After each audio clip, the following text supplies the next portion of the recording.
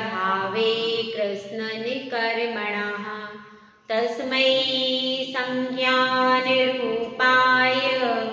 नमोस्तु परमात्मने, नमोस्तु परमात्मने। पंच परमेष्ठी भगवान की जय। 1008 मुनि सुव्रतनाथ भगवान की जय। परम पूज्य आचार्य श्री आदि सागर जी महाराज की जय। आचार्य श्री महावीर कीर्ति महाराज की जय। आचार्य श्री विमल सागर महाराज की जय। आचार्य श्री तपस्वी सम्राट सन्मति सागर महाराज की जय। आचार्य गुरु सुंदर सागर महाराज की जय। जिनवाणी माता की जय।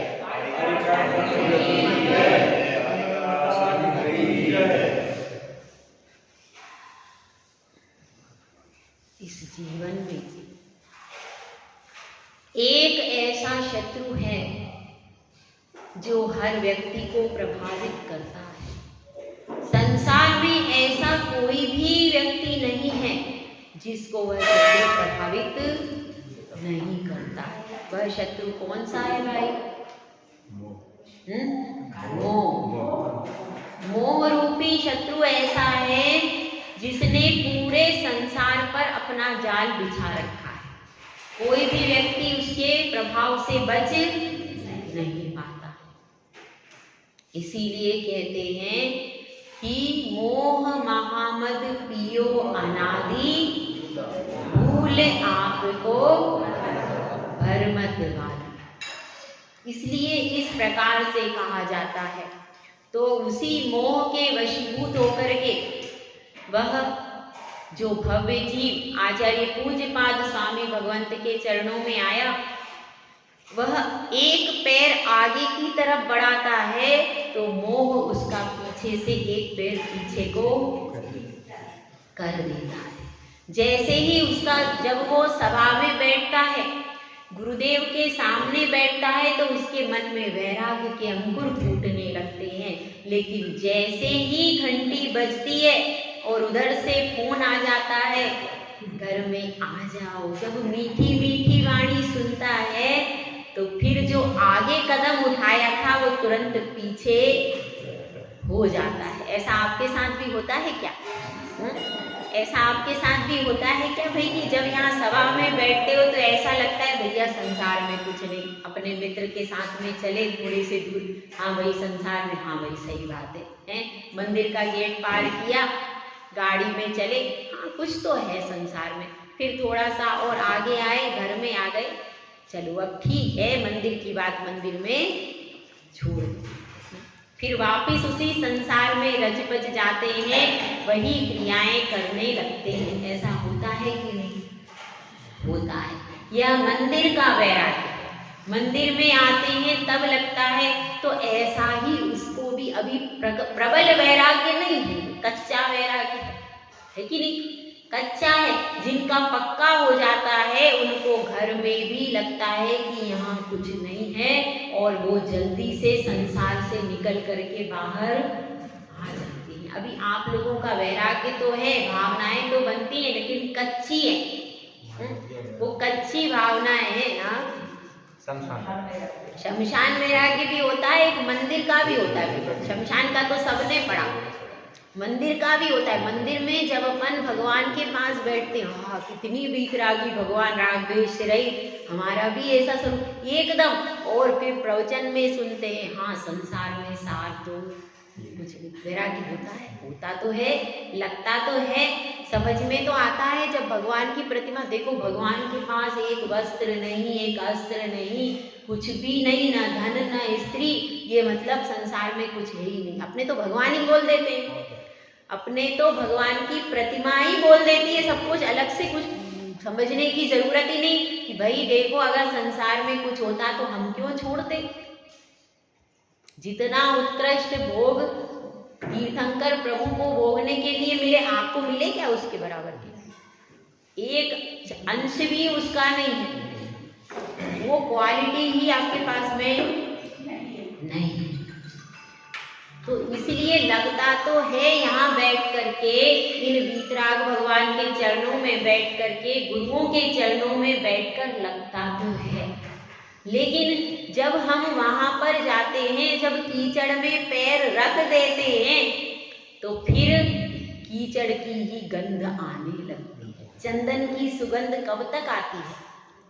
जब तक मंदिर में रहते, मंदिर के बाहर जाकर के वो संसार के मोह रूपी कीचड़ में पग डालते हैं तो फिर उसी कीचड़ की गंध में रच पच जाते हैं। सही है भाई? है। तो यहाँ मंदिर में बैठकर, शमशान में तो कब होता है? जब कोई मरता है तो कभी साल भर में किसी के घर में, 2 साल में, कभी कभी 50 साल में, कभी कभार होता है वो। लेकिन मंदिर में जो रेगुलर बैठने वाले लोग हैं वो नहीं, जो कभी कभी आता है उसको तो नहीं होगा। जो रेगुलर स्वाध्याय करने वाले लोग हैं, जो रेगुलर मंदिर में आने वाले लोग हैं, वो जब तक मंदिर में रहते हैं, अगर वो सही मन से पढ़ रहे हैं, सुन रहे हैं, पूजा कर रहे हैं, तो उनके परिणाम वैराग्य में बनते जरूर है। बनते हैं कि नहीं? बनते तो है। लेकिन वो जो धागा यहाँ से जुड़ता है वैराग्य का, वो घर में आकर के टूट जाता है। फिर धागा जुड़ता है, फिर धागा टूट जाता है। वो माला के मोती बिखर जाते हैं, वो माला बन नहीं पाती, आज तक बन नहीं पाई। जिन जिन की माला बन गई वो 108 दाने फिराने चले गए, गुरु के चरणों में दीक्षा ले ली। आपकी माला बनती रहती है और टूट जाती है। उसका अगर वो सीरियल, अगर वो अटूट बन जाए माला, तो फिर वह माला आपको घर के बाहर निकलने पे मजबूर कर दे, करती है कि एक मोह होता है और मोह के वशीभूत होकर के भी व्यक्ति घर छोड़ देता है, घर वालों से प्रेम नहीं रखता। कैसे? जब कोई बेटी या बेटा अपनी इच्छित चुनाव को कर लेता है, उस समय उसके माता पिता उसको समझा रहे हैं, यह कन्या हमारे धर्म जाति की नहीं है, यह लड़का हमारे धर्म जाति का वर तुम्हारा नहीं है, तो क्या उसको उस समय माता पिता से मोह जागता है? नहीं। उस समय उसका मोह उसी कन्या से, उसी वर से जुड़ा हुआ है, तो उसको उसका मोह कहाँ चला जाता है? उसी में जाता है, और वह बात मानने को तैयार नहीं होता, नहीं होता है। तो इसी प्रकार से यहाँ पर समझने की बात है कि वह भव्य जीव एक कदम आगे रखता है, फिर वह कदम पीछे हो जाता है। मतलब वो कहाँ रह गया? वहीं के वहीं रह जाता है। और लेकिन उसने जो अपना संकल्प कर लिया है, वह संकल्प उसका टूट नहीं रहा कि मैं नियम लेकर के बैठा हूँ, तो नियम तो तोड़ना नहीं चाहिए। बस इतनी सी तो बात है, वो निरुत्तर हो गए। मैं घर पे इतना ही तो, मैंने कोई त्याग नहीं किया, मैंने कोई नियम नहीं लिया है, मैं कोई दीक्षा का नियम नहीं कर रहा हूँ। सिर्फ इतनी सी ही बात है कि गुरुदेव जिस दिन मेरे प्रश्न का उत्तर नहीं देंगे, उस दिन मैं घर को चला जाऊंगा। इतनी सी तो बात है, उसमें क्या है? थोड़े दिन और सही, थोड़े दिन और सही। इस तरह से वह आकर के फिर से सभा में बैठ गया और उसने रात भर जाग करके प्रश्न तैयार किया। प्रश्न तैयार करके गुरु के सामने आकर के बैठ जाता है। एक तरफ मुनिराज बैठे हैं, एक तरफ आरिका माताएं बैठी हैं। मुनिराज के पीछे छुल्लक जी बैठे हैं, उनके पीछे एलक बैठे, और उनके पीछे कौन है? ब्रह्मचारी भैया। और उनके पीछे बड़ा संघ है ना, तो फिर उनके पीछे कौन बैठेगा? श्रावक बैठेंगे। तो उनके सबके पीछे, क्योंकि वो सामान्य श्रावक है, उसका कोई त्याग नहीं है, सामान्य श्रावक है, तो सामान्य श्रावक सबसे पीछे ही बैठेगा। बड़ा संघ होगा तो कहाँ बैठेगा? पीछे ही बैठेगा। तो वह सबके पीछे बैठा हुआ है, लेकिन इतने दिनों से जब वो प्रश्न कर रहा है तो सबकी दृष्टि उसके ऊपर ही जाती है। अब सभा में सन्नाटा है, सब लोगों का ध्यान उसी की तरफ है कि ये अब प्रश्न पूछेगा और गुरुदेव उत्तर क्या देंगे। सबकी दृष्टि किसके ऊपर है? उसी के ऊपर है। तो वह हाथ जोड़ करके विनय से पूछता है कि हे गुरुदेव, आपने कल कहा था कि सुख दुख कल्पना मात्र है, और यह जीव कैसा है? ज्ञान दर्शन सहित जीव, ये भी आपने ही बताया है। तो यह जीव ज्ञानी है। तो गुरुदेव कहते बिल्कुल सही है, यह जीव ज्ञानी है। तो गुरुदेव जब यह जीव ज्ञानी है तो जिस प्रकार से आप समझ रहे हो कि सुख दुख कल्पना मात्र है, यह जीव भी तो समझ जाता है। आप भी जीव हो और यह संसार के प्राणी भी जीव है, तो ये समस्त जीव भी तो समझ जाते हैं कि सुख दुख क्या है, कल्पना मात्र है। इनको भी तो समझ में आता ही है। ऐसा तो नहीं कह सकते कि ज्ञान केवल गुरुदेव आपको ही, ऐसा तो नहीं हो सकता। ये लोग भी जानते हैं, इनके साथ भी कई कई घटनाएं होती हैं। सुख की घटनाएं भी होती हैं, दुख की घटनाएं भी होती हैं। सब कुछ संसार के रंगमंच पर ये सब खिलाड़ी खेल रहे हैं, तो क्या ये नहीं जानते? इनको भी तो, ये भी तो जब अर्थी आती है तो उसके साथ शमशान जाते हैं, संसारी जीव भी तो जाते। जब डोली आती है तो उसके साथ में स्वागत करते हैं, आरती उतारते हैं। यह भी तो सुख दुख की सारी चीजों को जानते हैं, समझते हैं।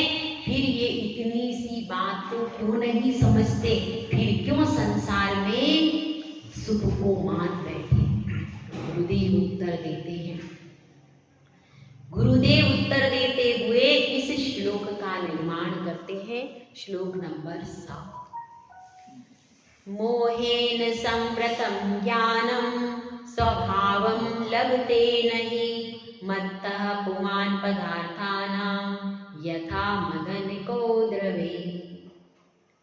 मोह से जिसका ज्ञान ढका है, मोहेन संवृतं ज्ञानम, मोह से जिसका ज्ञान ढका है, स्वभावं लभते नहीं, स्वभाव उसने ना परखा है। क्या मतलब है? उसका ज्ञान तो है, ज्ञान में कोई कमी नहीं है, लेकिन वह ज्ञान मोह से आच्छादित ज्ञान है। जिस प्रकार से किसी कन्या को ज्ञान तो है, ज्ञान नहीं, डॉक्टर है, वो इंजीनियर है, वकील है, सीए है, ज्ञान नहीं है क्या? ज्ञान तो है, उसको शैक्षणिक ज्ञान कहे, लौकिक ज्ञान तो भरपूर है। लेकिन उस समय वह जानती अपने माता पिता के अनुसार, जिन धर्म के अनुसार प्रवृत्ति क्यों नहीं कर पा रही कि उस वर के मोह से उसकी बुद्धि आच्छादित हो गई है। अब उसको लग रहा है कि विवाह मुझे इसी से करना है। उसके मोह के कारण उसकी बुद्धि इतनी आच्छादित हो गई है कि वो ये नहीं समझ पा रही कि जिंदर में हीरा है जो बड़ी मुश्किल से मुझको मिल रहा है। ऐसे लाखों वर मुझे मिल सकते हैं। एक भव में मैं 2 बार 3 बार भी शादी कर सकती हूँ, लेकिन जिंदर्म रूपी हीरा यदि मेरे हाथ से छूट गया तो फिर मिलने वाला नहीं है। यह बात उसके संस्कारों में कूट कूट करके भरी नहीं रहती है। उसको क्या बताया जाता है? सिर्फ पढ़ो, डॉक्टर बनो, वकील बनो, इंजीनियर बनो। यदि उसके डॉक्टर इंजीनियर वो बन जाता है, बनता है कि नहीं? अगर उस बनने में आप उसकी नींव में जिन धर्म भी डाल दो तो कैसा रहे? अंदर जिन धर्म भी कूट कूट करके भर दो कि वह जैसे कैसे भी हो, जिस तरह से वो अपनी पढ़ाई नहीं भूलता है, उसी तरह से वह जिन धर्म भी भूलना नहीं चाहिए। आप लोग जिन धर्म को रिड्यूस कर देते हो और डॉक्टर इंजीनियर को प्रोड्यूस कर देते हो, ये आपकी गलती है। उसको जहां आप डॉक्टर इंजीनियर का प्रोडक्शन करते हो बच्चों में, उसकी कला को विकसित करते हो, उसी साथ उसको जिन धर्म का श्रावक भी बनना है, उसकी कला को भी वहीं पर डेवलप करना है। आपके पास समय उतना ही है। 16 साल का, 17 साल का, 20 साल का बालक, उसी 20 साल में उसको डॉक्टर इंजीनियर भी बनाना है, उसी 20 साल में उसको जिन धर्म का श्रावक भी बनाना है। ये दोनों जिम्मेदारी आपको एक साथ निभानी है, लेकिन आप एक जिम्मेदारी को निभाते हो, दूसरे को भूल जाते हो। ऐसा क्यों? क्यों है ऐसा? आप बताइए, ऐसा क्यों हो जाता है हमारी समाज में?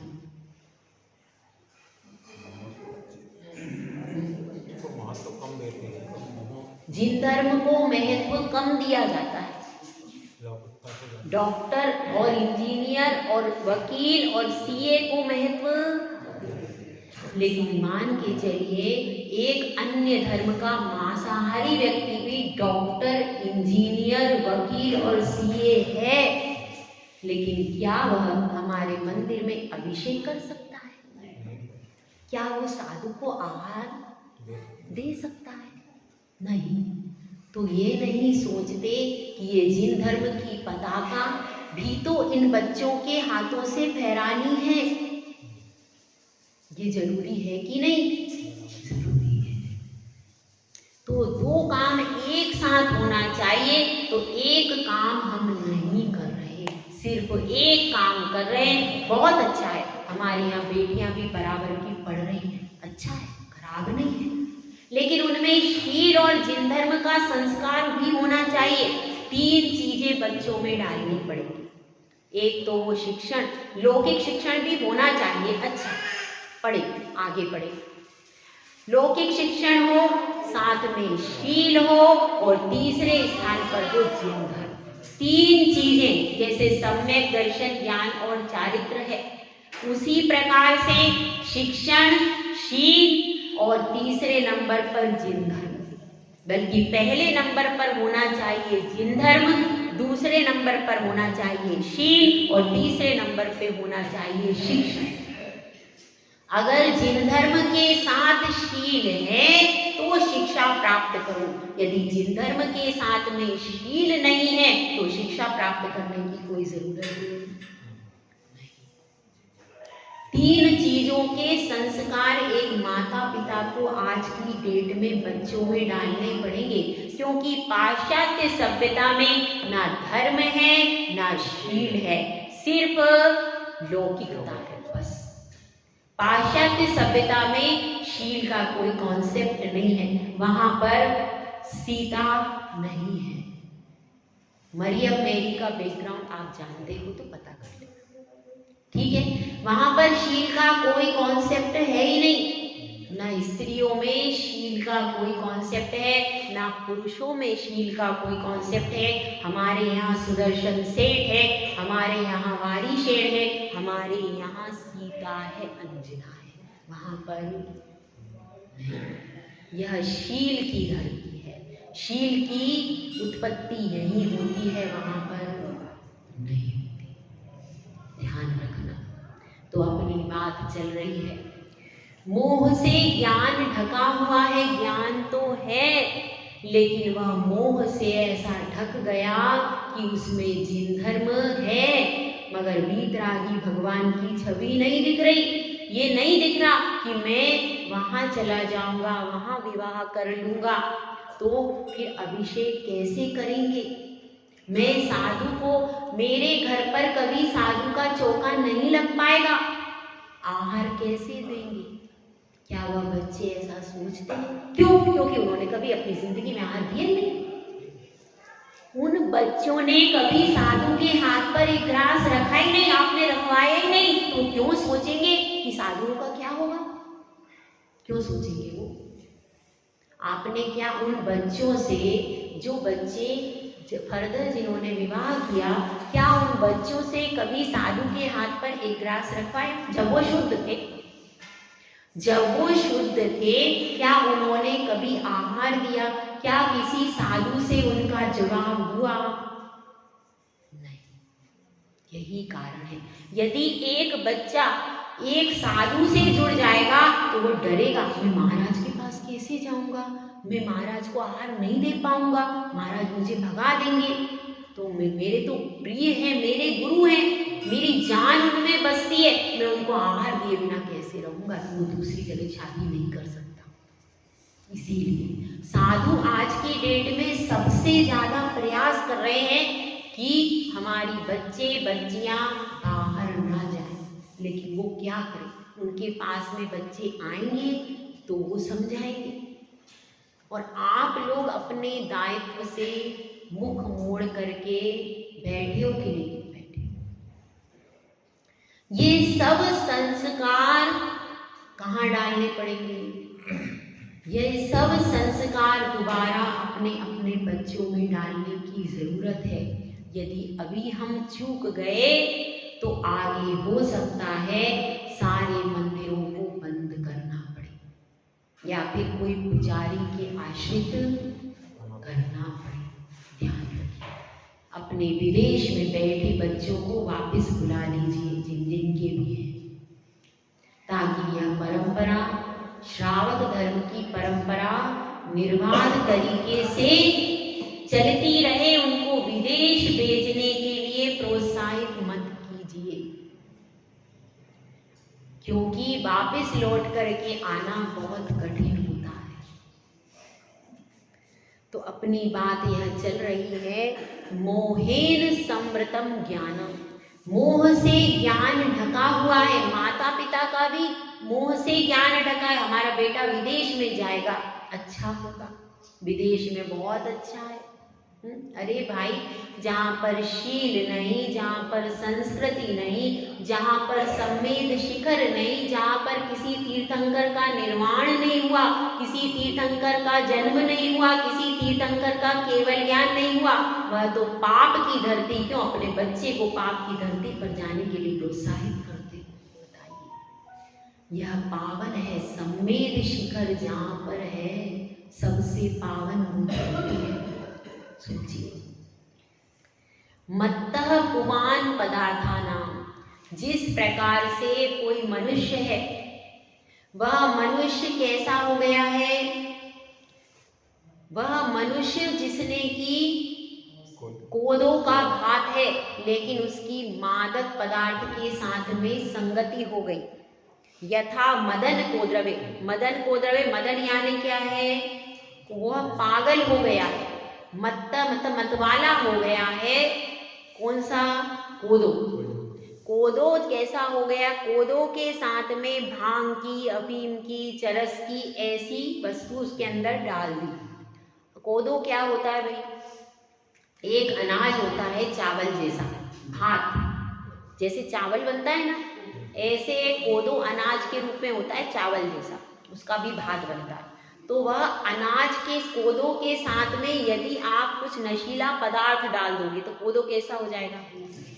नशीला हो जाएगा। और उसको यदि खाएंगे तो फिर अपनी सुध-बुध भूल जाते हैं। अच्छा क्या है, बुरा क्या है, मुझे क्या करना चाहिए, क्या नहीं करना चाहिए, इस सब ज्ञान से वह व्यक्ति कैसा हो जाता है? रहित हो जाता है। समझ नहीं पाता है कि मुझे क्या करना चाहिए, क्या नहीं करना चाहिए। विवेक बुद्धि समाप्त हो जाती है कोदो के भात को खाने से। तो इसी प्रकार से जब मोह से ज्ञान ढक जाता है तो व्यक्ति की बुद्धि कैसी हो जाती है? आच्छादित हो जाती है। वो आच्छादित होने के कारण स्वभावम लभते नहीं, वो अपने स्वभाव को नहीं जान पाता। सुख दुख कल्पना है, इस बात को समझ नहीं पाता और विवेक रहित कदम उठा लेता है। और एक बार कदम उठ गया, एक बार आप जिन धर्म से बाहर होना तो बहुत आसान है, लेकिन जिन धर्म में वापिस एंट्री नहीं होती है। एक जिन धर्म मात्र ऐसा है जिसमें पुनर्वास की कोई योजना नहीं। अगर आप बाहर गए तो फिर वापस लौट करके आप साधु के चौके में नहीं आ सकते, आप अभिषेक नहीं कर सकते। यहाँ पर वापस लौटने की कोई प्रथा नहीं है। क्या इस बात को हमारे बच्चे समझते हैं कि हम, हाँ ठीक है, घर के दरवाजे तुम्हारे लिए खुल जाएंगे, आप माता पिता के पास में आ जाओगे, समाज में चले जाओगे, रिश्तेदारों में चले जाओगे, लेकिन जिन मंदिर और साधु भी तो हमारा कोई है कि नहीं। वो किसके भरोसे है? किसके भरोसे? किसके भरोसे? क्या आपका बस इतना ही था कि माता पिता तो बाद में एक्सेप्ट कर ही लेते हैं, लेकिन क्या उनकी जिंदगी में साधु भी कोई चीज थी क्या? नहीं थी, इसीलिए तो वो चले गए। अगर उनकी जिंदगी में कोई साधु, कोई गुरु होता, कोई गुरु माँ उनके जीवन में होती, तो शायद वे सब यहाँ होते। समझने की बात है, अपने बच्चों को साधु के पास लाने की जरूरत है, तब उनमें संस्कार पड़ेंगे और फिर उनके कदम जो बाहर को जा रहे हैं हो सकता है वो अंदर को आ जाए।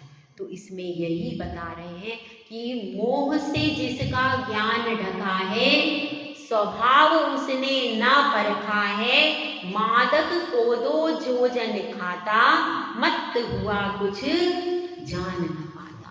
अपने स्वभाव को भूल जाता है, अपने स्वभाव को जान नहीं पाता है, स्वभाव को समझ नहीं पा रहा है। और मूल क्या है? स्वभाव। स्वभाव का ज्ञान कराने वाला सिर्फ एक ही धर्म है, वो कौन सा है? और जितने भी मत मतांतर है, किसी में भी स्वभाव की ओर दृष्टि है क्या? एक भी धर्म में स्वभाव की ओर दृष्टि नहीं है। तो इसलिए इस मोह रूपी अंधियारे को दूर करना है। इस मोह रूपी अंधकार को दूर करने के लिए ही हमें यह जिन धर्म मिला है।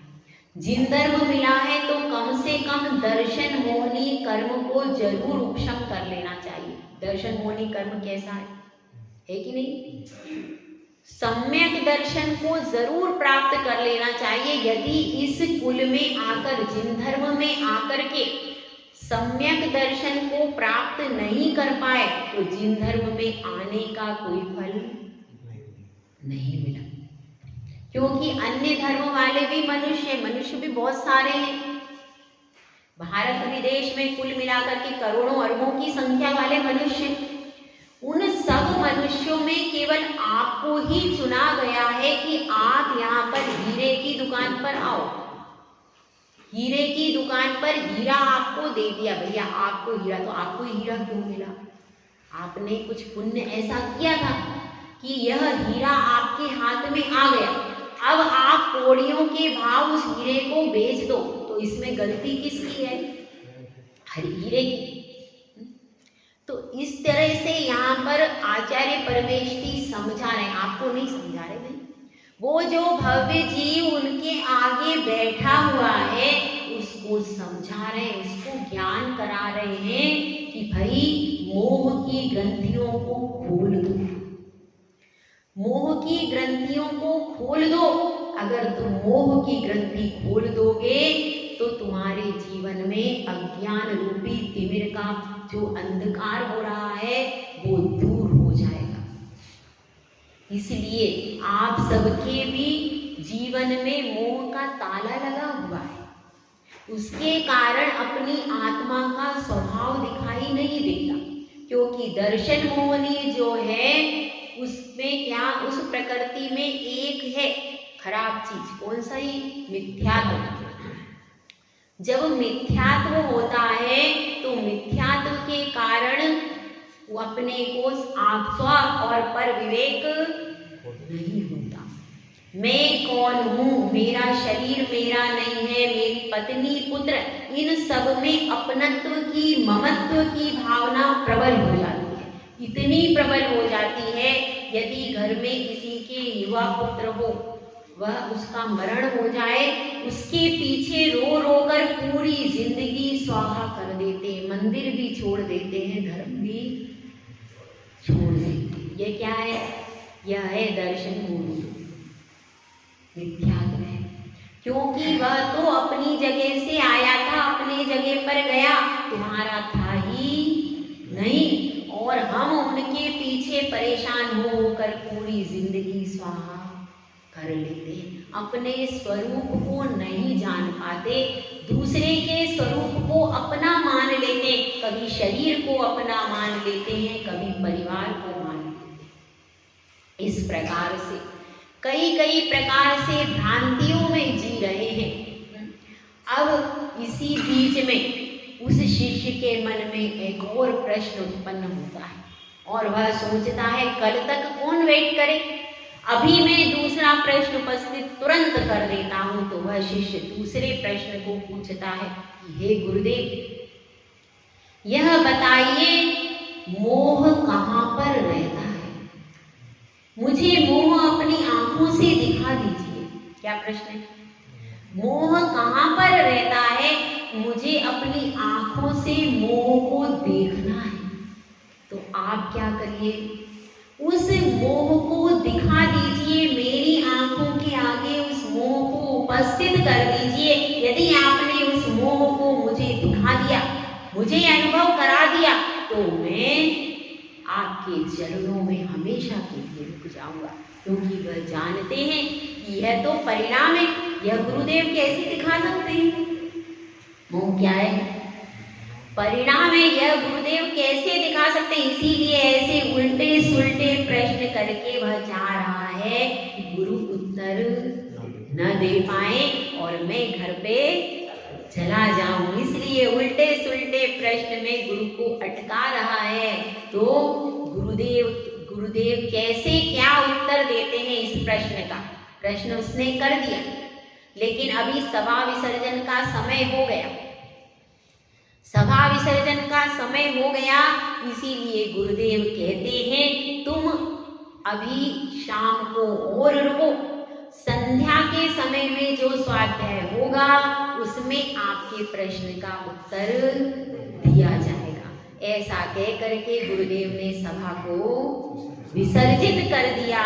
और देखिए अब गुरुदेव कैसे उसको मोह दिखाते हैं, कैसे उसको अनुभव कराते हैं, इसको आगे अपन देखेंगे। जय गुरुराज सुंदर सागर महाराज की जय।